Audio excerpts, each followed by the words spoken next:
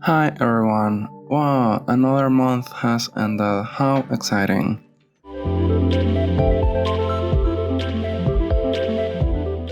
I saw Oppenheimer, the latest movie by one of my favorite directors. It tells the story of Oppenheimer as he creates the world's most destructive weapon.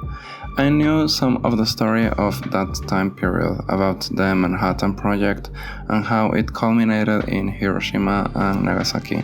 I had no idea about Oppenheimer's personal life, and this movie was an amazing way of learning about it. Everything about this movie makes its 3-hour runtime fly by. The editing is exciting, and the actors do an amazing job portraying the complexity of their situations. The visuals that are used to represent Oppenheimer's mind in the first few sections of the movie were stunning, but my favorite part of the movie was the sound design and music. You would think that in a movie about the atomic bomb, the scariest part would be when it's used, but for me, the scariest part is when everyone cheered after. The movie forces you to go through the same realization that Oppenheimer did. World leaders will continue escalating the power of these weapons, and it's probably just a matter of time before they use them.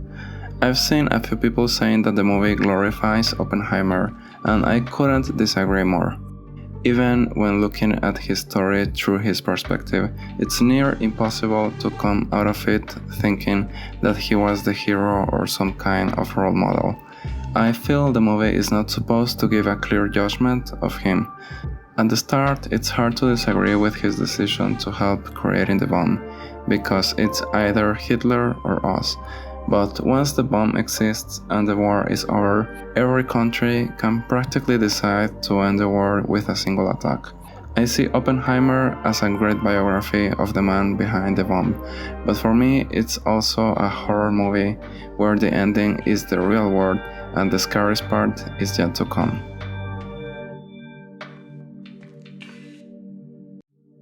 I also went to the cinema and everyone around me was wearing pink. My popcorn was pink, and the movie I saw was also very pink. Barbie is a cute movie that is easy to watch. The message it's trying to give for both man and woman is as clear and unambiguous as it could possibly be.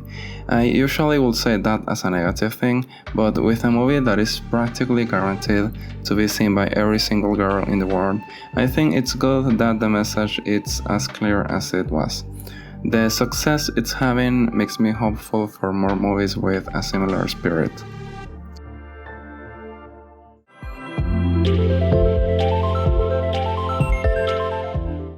Viewfinder is a puzzle game about using photos to shape and navigate the environment around you. I'm not an expert in programming or game development, but I feel whoever made it deserves an award for going through the nightmare of implementing the game's mechanics. I wish the game was a bit longer, but I also appreciate how it does not let any of its ideas overstay their welcome. So if you enjoy puzzles and playing with perspectives, this game is for you. Fear and Hunger is an evil game about exploring a dungeon and facing the nightmares inside.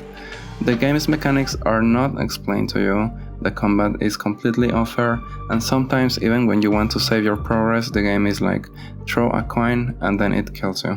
It's frustrating and hard, but slowly you start to see the rules of the world, and by pure trial and error you can advance and conquer the secrets inside the game. It's true that when things are too easy, they don't feel as rewarding, and the opposite is the case for Fear and Hunger.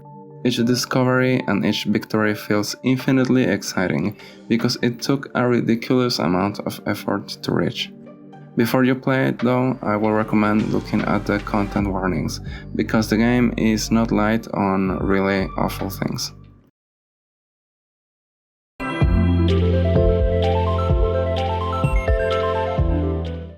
I saw a 10-minute video about dots. I don't want to show much of it here, so please go watch it. I promise the history and types of dot printing are more interesting than you might imagine. Search Engine is the latest podcast by PJ Boat. I always find it hard to recommend podcasts because you really have to listen to it to understand it, and a few out of context clips don't really convey what it's like to listen to a show.